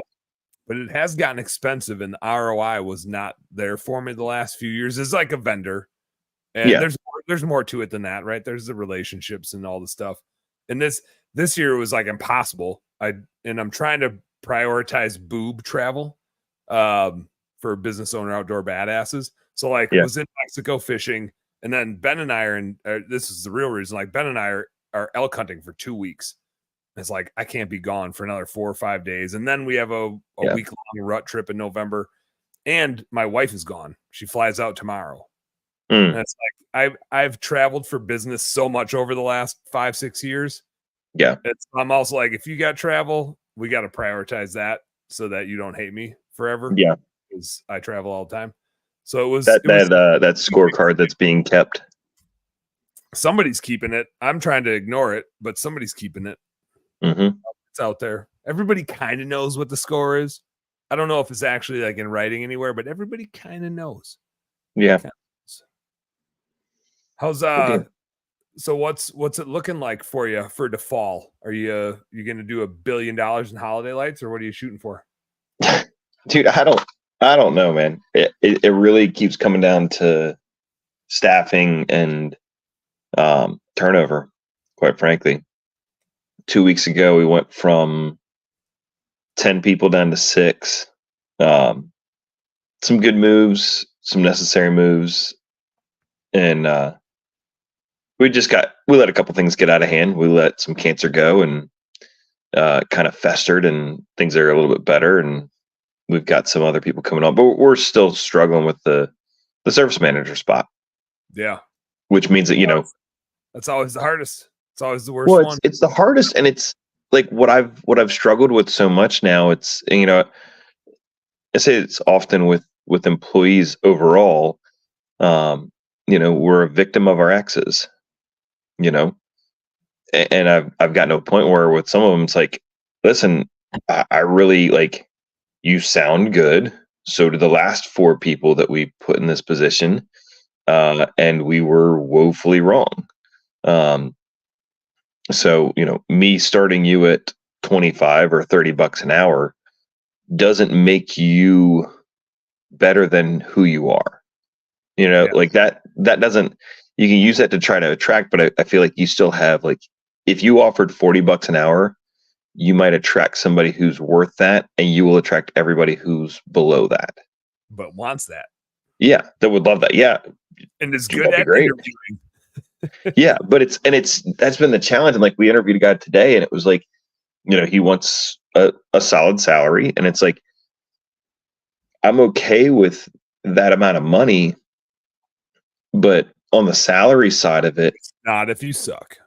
Well, not if you suck, but also not if you're not going to put in the hours. The last guy that we had in the spot, he worked, I think it was either 32 or 34 hours. He worked that many 1 week. And all the other weeks were less than that. And it's like, I was like, that should be the lowest. Like, if you're a manager, you should plan on 50 hours a week, probably. Yeah. I mean, first person in and the last person out. That's the responsibility of the manager. And that's it's kind of weird, because it's like, yeah, you want to come in at, before everybody gets here, hang around and not do much. And then, well, it's 1:30, 2:30. I think I'm gonna just go home now. And it's like, but were you gonna start doing some work or get dirty, or I don't know, man. It's a challenge, and like, I don't know. That's really what we're at. Because we got to get the right people. We got to call. This is where networking and huge conventions and all that stuff. We're probably getting involved with some lights at the DC Zoo. Oh, that's which will be, yeah. Like the job's already like been booked, and the guy just needs extra help and stuff. And so I'm like, how big are these trees? And like, he's like, it's 10 days or 7 days or whatever. I'm like, okay. I mean, I've done 7-day light, tree wrap projects before. And then he sends me a number of strands, and I was like, holy shit, that's a lot of lights. And then he's like, oh no, sorry, that's the wrong project. Sends me the video, and then says, actually, no, it's not 4,500 strands, it's 8,500 strands. And dude, I'm just looking at this like, I mean, it's just more lights, it's more revolutions, it's more, and it's one of those things where it's hard when doing subcontract stuff. I'll make good money. I'll make sure my staff makes good money. But from a company standpoint, we'll probably lose 8 to 10 grand in revenue that we would be generating. The company would be profiting. Yeah, it's taking the place of other revenue. Yeah. And so like, it's great. And like, it's a massive project, massive opportunity. But also it's 2 hours away. It's not something that we would take on full ownership of it. And if we did, it'd be like, hey, I need some people who live in DC. And we, with our area, I do know a bunch of guys. I've actually trained 2 guys that I'm trying to bring their companies on to help out with the project. Yeah. And like, I know you guys know what you're doing, because I told you what to do, and you learned it, and you guys are executing. And so that's cool. But yeah, man. I'm getting better at the recruiting thing And the main thing I've learned is I just need more people in advance than I ever thought. And I did it kind of by accident when I started Best Damn Bookkeeping. I had 10 people that I wanted to hire, and I just needed one. But I banked the other 10, right? And I was like, yep. And that was 500 applicants to get those 10. And I filtered and I group interviewed and I got it down to 10. And when I started bringing people on, I realized like the last 5 of those I'm never going to bring on. Like once I saw the top 5, I was like, oh, the other 5 I would have hired had I needed to hire somebody and they showed up, I'd have been like, oh yeah, you can totally do this. You'll be fine. But when I had 10 of them, I really got to like cherry pick some really good ones. And there's 2 more on that list that I really want to get going, but then I'm out. And there's some that I thought would be good, but now that I've seen what the good ones are, I'm like, oh, they're just not going to hang. There we go. So I just fired it back up. They just fired up today. I don't know how many hundreds of applicants I got today, but I have 25. Well, as of like 4:00, I had 25 interviews. Who knows how many I have now? But I set my interview blocks to 10 at a time. I figure like group interview digitally, I can handle 10 at a time. So my goal now is once I get below like 5, probably like 2 really good ones. I always want to have at least 2 banked, but then I'm going to get it back up to 10. So they're going to be weird interviews because I'm going to be like super excited to have you here. Probably not going to bring you on for 6 to 12 months.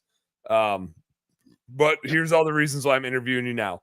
So is that something where, I mean, is it just the fact that I'm taking lower level, lower education labor versus bookkeeping?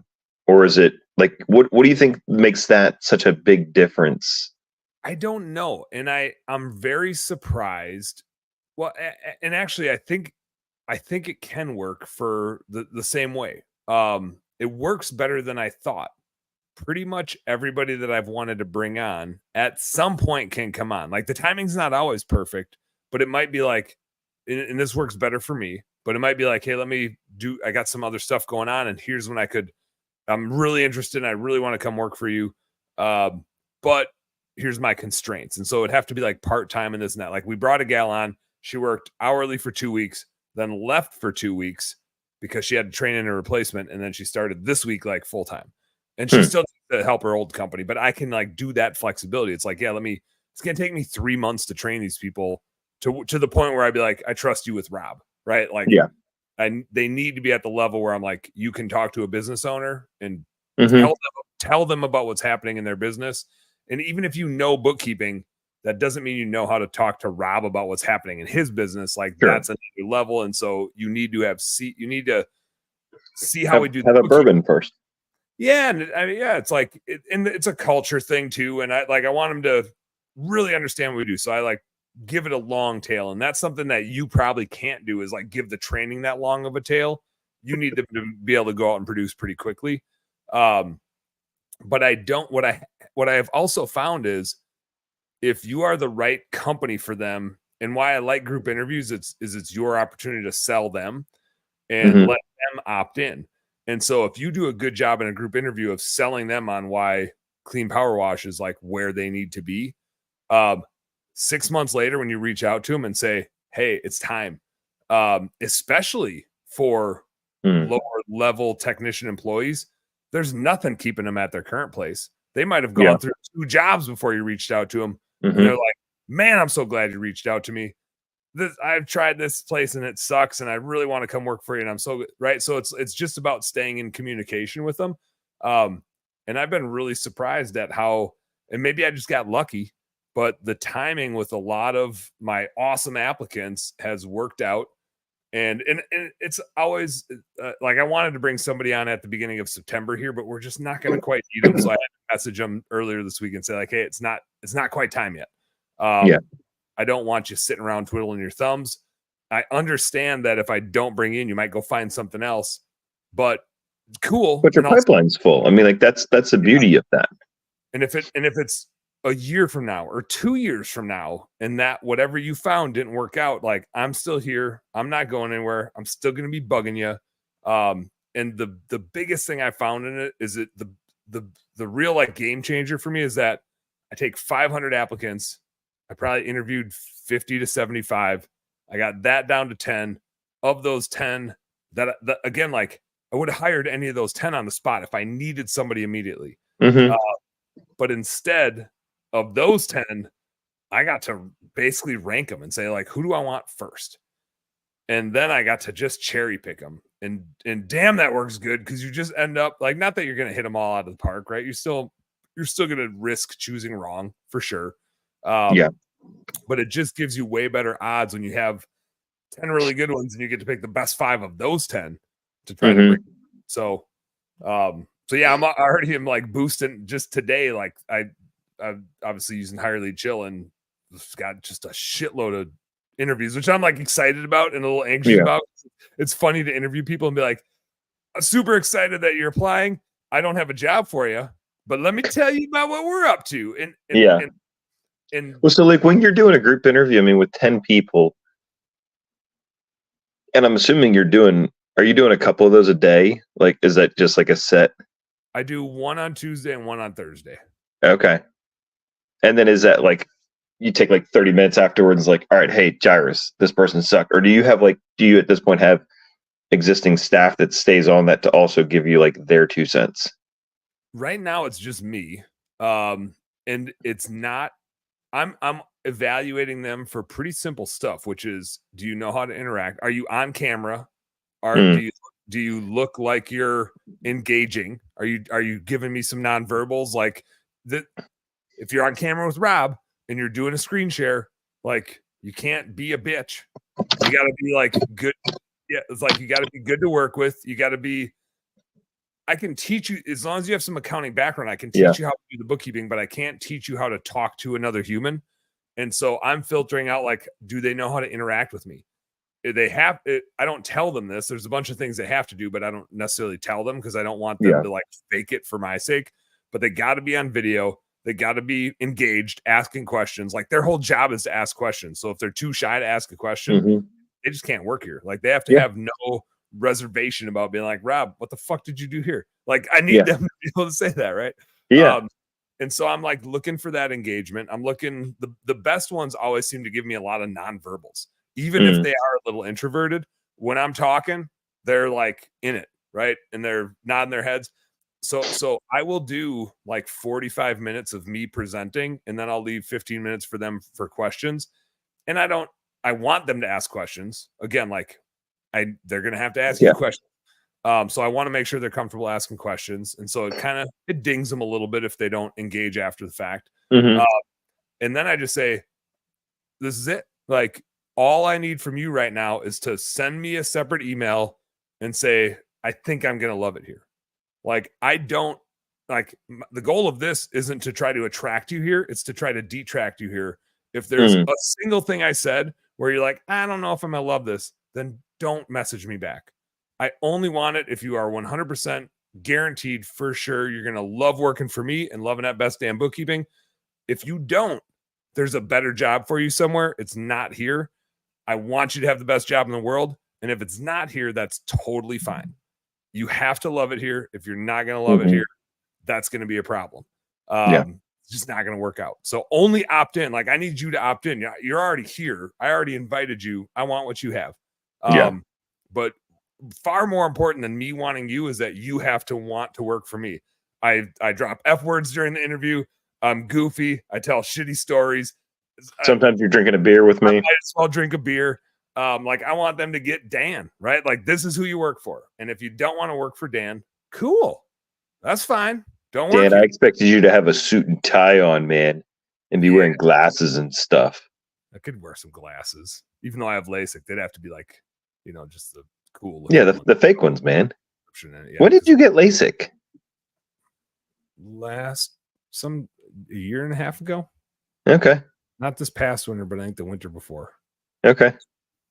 Last spring. Sometime within a year or 2 years ago. Yeah, it was because of that one time in Atlanta where we stayed up a million hours. Yeah, my contacts are glued to my eyes. It was like, dude, I used to hate that. I had -4.5 and like -3.5. Oh, I'm right there. That was what I was. I was right there. Dude, it was bad. Yeah, man. like I couldn't read my shirt with my contacts out. Like that's how bad. Oh yeah, yeah. I lived that life for a while. But yeah, I like that interviewing process because then they have to opt in, so they have the accountability. They have to message me to say, "I think I'm gonna love it here. Like I really think this is a spot for me." And so that's kind of it. Like I leave it. I'm just like, I'm not gonna hire you right now. This was just, you need to know what you're signing up for. Like I know that you signed up, but you don't have all the details to know what I'm all about. If we're gonna get into this dating relationship here, like you need to know me about me as much as I know about you. I got your resume. I'm interested. I'm gonna set up another follow-up call. And so I'll do like another 30-minute call with them and pick apart their resume and just BS with them. But again, just to see how they interact with the business owner. I can teach them how we use QuickBooks. There's some like stoppers in there, but we filter that on the front end. Like they have to ask them, have you ever been convicted of tax evasion? Yeah. Dude, one of our employees worked with a business where the owner got thrown in jail for doing shady stuff. And they basically, it was perfect because they basically had to run the business. And I was like, well, you're pretty qualified. Like, have you been in those shoes? And she's awesome. She's freaking. You saw shit hit the fan, picked up an umbrella, and kept going. Yeah. It's like, that's some resiliency. Like, we'll figure this thing out. Yeah. So yeah, it's just that process of them opting in seems to have helped. It gives them like ownership in it. It's like, I didn't pick you. You picked this. I told you everything, all the bullshit about this job and the things that suck, and you chose it. Right? Like there's awesome things, but there's things that suck about doing bookkeeping for small business owners and trying to chase people around, and there's frustrations. But nobody signed up for the job without knowing what they were in advance. And so it just gives them the ownership and the accountability of like they chose it and they had to opt in. And not everybody obviously gets selected, and I have my like list of who I want, but that process has worked super well for me. And I honestly, like, I think I don't see any reason it wouldn't work just as good at the technician level. And I just wish I would have done it a hell of a lot sooner. Yeah. That's my only I think or at least on my side of it, we never really had an issue getting applicants for office staff. Yep. And finding people, granted, with a very wide range. And we recently parted ways with a girl that she had worked at a financial advisor's office, and at the end of the day, our scheduling, power washing, and Christmas light estimates and jobs and all the things was it's similar skills, but like at a ramped up level. It's way faster. It's just way faster. It's not like, hey, I'd like a 30-minute meeting with Dan in the next 2 weeks, whenever that works. Instead of like, all right, we need to pack Dan's schedule every 30 minutes. We need to do this and this and this. And Dan also can't be in Miami and in New Mexico at the same time. But man, it's just been frustrating on it, man. Like and it's been, we've talked about it kind of that like industry wide. It's been slow, I'm going to hopefully get up with Seth this Saturday. I think really? We had to drive up to Philly on Monday to pick up Brooke's visa because she's going to Italy for study abroad this Saturday. So I'm going to stop by and see him at some point. But I was like, so where was the cheesesteak that you got for Dan? Where'd you go? Yeah. We went to this place, Jim's. It was good. Airport? Huh? I think it was in the airport somewhere. So it might have been. It might have been one of the authentic Philly airport Philly cheesesteaks. Super authentic. Like the KFCs in Kentucky. I know some good ones, though. That boy's put down some good cheesesteaks in his day. Mm-hmm. He knows where to go. Yeah. Yeah, man. I might get myself a cheesesteak this weekend. We're gonna be back in Wausau, and there's one restaurant that just makes. Honestly, like I probably haven't had the best Philly cheesesteak in Philadelphia ever. I'm sure there's a better one out there somewhere, but the one that I've had at this restaurant in Wausau is better than any. And I've had some Phillies in Philadelphia, and the one at Mine Company restaurant Mine go. They got something figured out. They got something figured out. It is and that's where like we talked about it some point in the past couple months about like the whole hype for it, like this movie is so amazing or this bar is so amazing, and then you get there, you're like, bar and expectations, reality, instead of like, I mean, it's kind of okay, and you're like, dude, this is amazing. Like, yeah, it's the difference in expectations. Like, I mean, if you got a mediocre cheesesteak at Subway, you'd be kind of blown away because you weren't expecting that. But also, we sent a guy to Philly to pick up Christmas lights, and like, you got to go to this place. It's like the Soup Nazi for cheesesteaks. You say what you need, don't stutter. And he's like, I couldn't find it. I went to Subway. We're like, dude, what did you do? You went to Subway in Philly and got a cheesesteak. I hope they laughed like to your face. And they're literally like, I hope they did. You can see them from each other. Like, that's the really bad part. And it's like, it's a weird, like, where it's at, it's like this big triangle thing. He just panicked. It's easy. Like, I'm like, you park right here in the Lowe's parking lot. You walk right over here. You pick up the cheesesteak, and then you go get the Christmas lights, and then you drive home, or whatever order. But like, it was something. I missed Danny's question here. He said, "Define love it here." When I interview people, when I do a group interview, so I have like, mine is digital, but you can do this in person too. I literally have slides that I go through.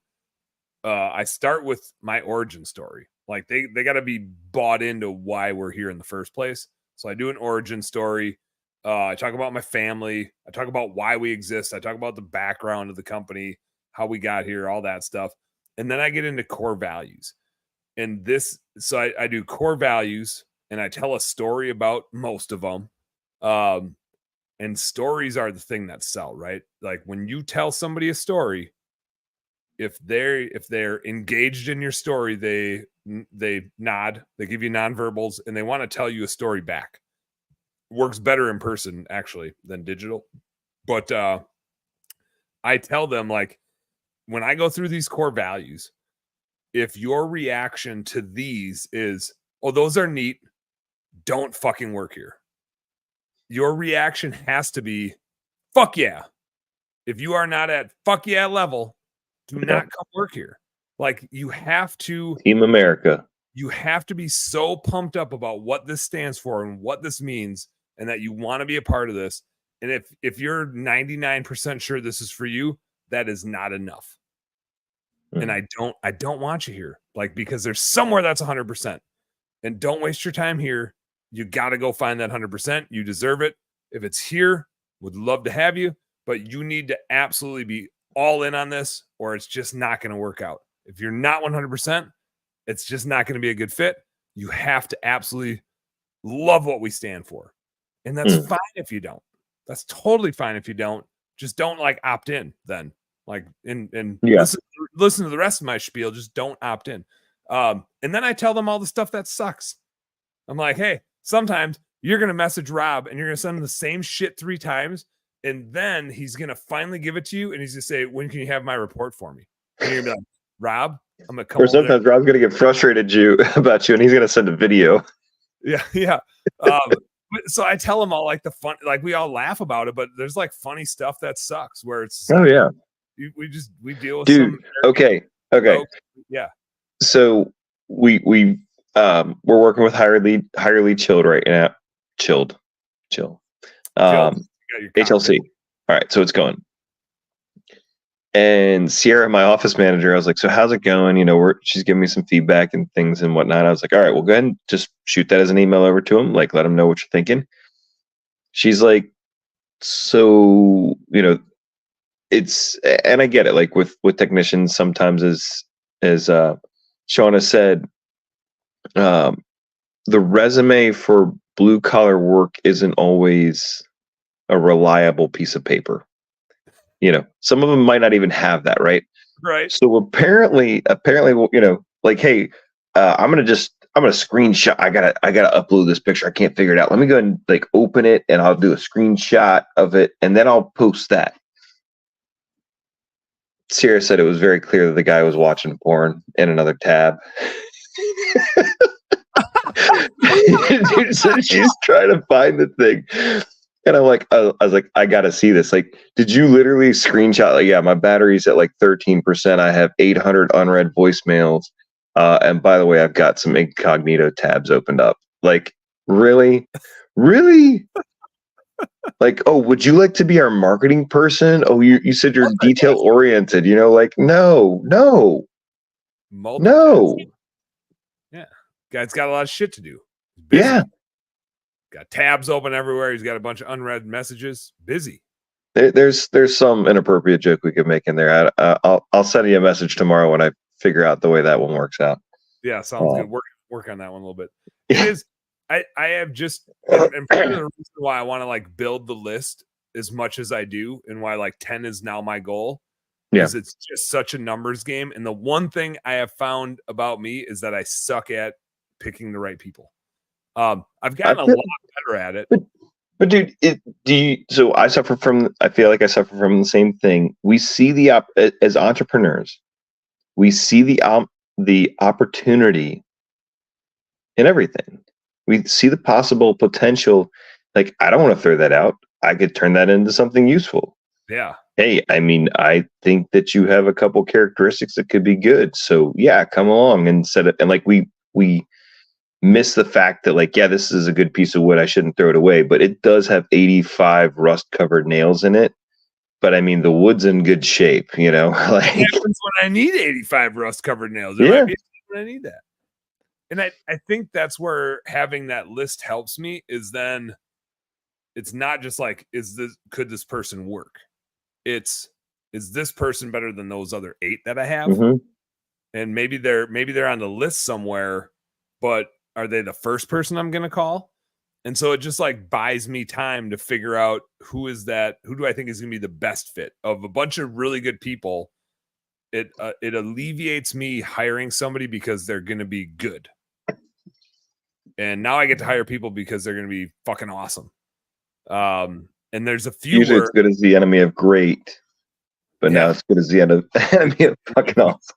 And there's been a few where I was like, what's it going to take to get you on the team? Like when I see them amongst their peers, it's like, yeah, let's figure something out. We got it. That's what you said with group interviews at one point, that like, we do that. Like, hey guys, just let us know what you're thinking. And yeah. And then you're like, hey, Dan, come here.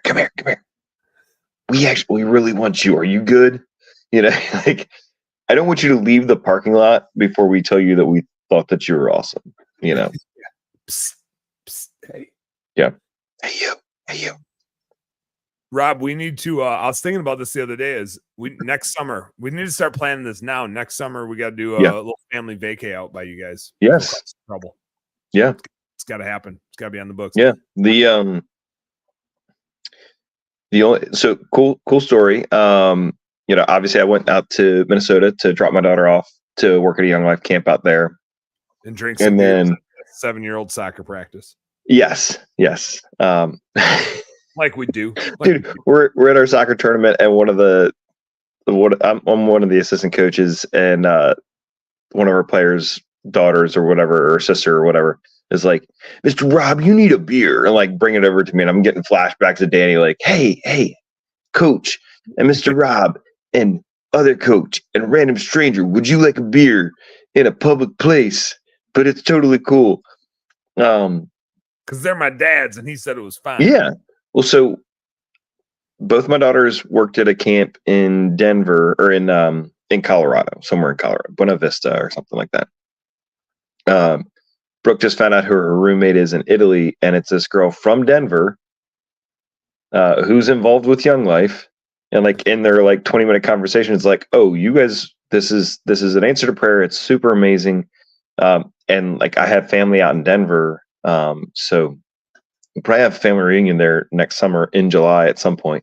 So like second half of July, all of June, all of August, you guys get down here. We're gonna make this happen. Yeah, we gotta do it. There's this White Marlin Open, but I don't think we can afford to enter it. Michael Jordan shows up every year. We just got to have a good holiday light season. Yeah, biggest Marlin's like $4.3 million. We can get on that. Little jackpot there. Where's Joe Deveneaux? Yeah, Joe, come up here. We need a boat. Yeah. This summer, Marty and I were looking at it. She traveled 9 of 12 weeks this summer. It's just chaos. It's just chaos.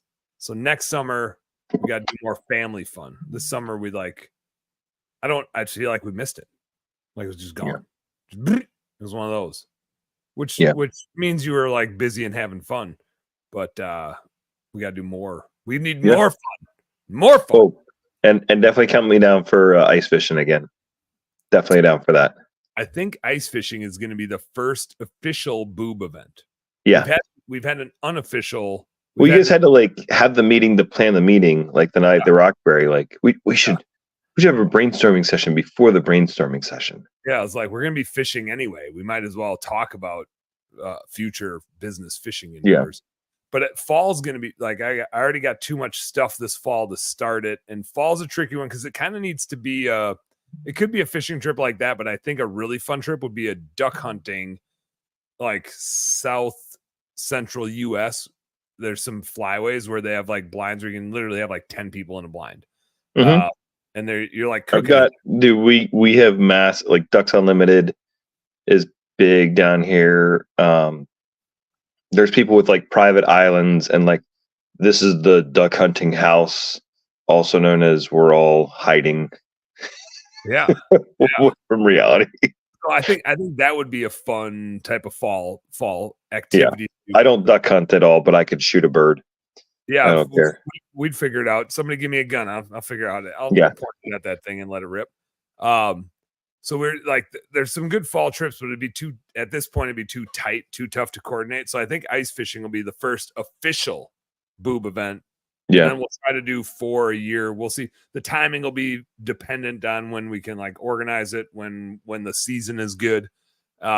We talked about doing that Mexico fishing trip again next year, but opening it up this year was like Jeremy got invited and there were 3 spots left and it was like a last minute thing. So we're like, yeah, we should probably go check it out. Was the mantra. Market research, honey. Yeah, we got to go check it out. We got to go scope it out. And I think the only reason Marty said okay was because she has traveled so much. I think she felt like she didn't have a leg to stand on. She was like, I feel that's like kind of interesting. Interesting to see that change. Total role change. Dude, there. Well, there was some reel, and it was like, so, babe, what are you gonna do? Like, if the fish aren't biting, oh, babe, we'll probably go to a lot of different spots. We'll probably be out all day trying to chase it. Okay, so like, if it's really good, what are you gonna do? I mean, we got to take advantage of it when it's really good. So she's like, so you're gonna be out all day. Yes. Dude, we went with my father-in-law this summer. Just one morning, took my youngest out, and we weren't catching much at all. Like the tides, and we were end of the season or whatever for it all, and it was a whole lot of moving around to catch like 5 total keepers among like 35 fishermen. Yeah, it was rough. That was us when we were down for Klippa and we went out, and it was like wavy, windy. Cold. Oh, that was dude. Folks, I've hung out with Dan a lot of times. I have never seen Dan in worse shape than that night when you got back and you were like, oh, I can't. Oh, that was Conquer. That was at Conquer. No. Conquer was fun. That was when you showed up at like you had to run all the way to the dock. I thought that's what you're talking about. No, in San Diego, man, dude. When you got back, and obviously we went to Fogo de Chao the night before and didn't exactly have like. We had a lot that night, but like the next day, dude, when you got back after that fishing trip, you were like, Rob, I think the sun like destroyed me today, and we caught nothing, and I hate life. I think I caught more fish than anybody else on the boat. That was 2 fish, folks, just for the record. It might have been 3. It was 2 or 3, but I think I had the highest catch rate. I was slaying them. But I recovered enough to start drinking again. Yeah. Well, then it was Sales Boost. That was where you had the ridiculous flight shit. Yeah, Sales Boost was some bad flights. Clay Davis checking in. He's a what's up, Clay? He's a boob. He'll be at the ice fishing. Yeah. Rob, I gotta pee, dude. All right. I think I gotta call it a night. It's past your bedtime. I really gotta pee because I'm like, I'm 3 tall boys in. I got a couple sips left. Finished one bottle and there's other downstairs, but good hanging out, man. Yeah, good to catch up. Go hire some awesome people. Yeah, need to. Awesome people, and then hang a shitload of Christmas lights so we can go rent a Marlin boat with Michael Jordan next year. Yeah, Jordan boat. See ya. It's a plan. All right, see you, bud. Peace.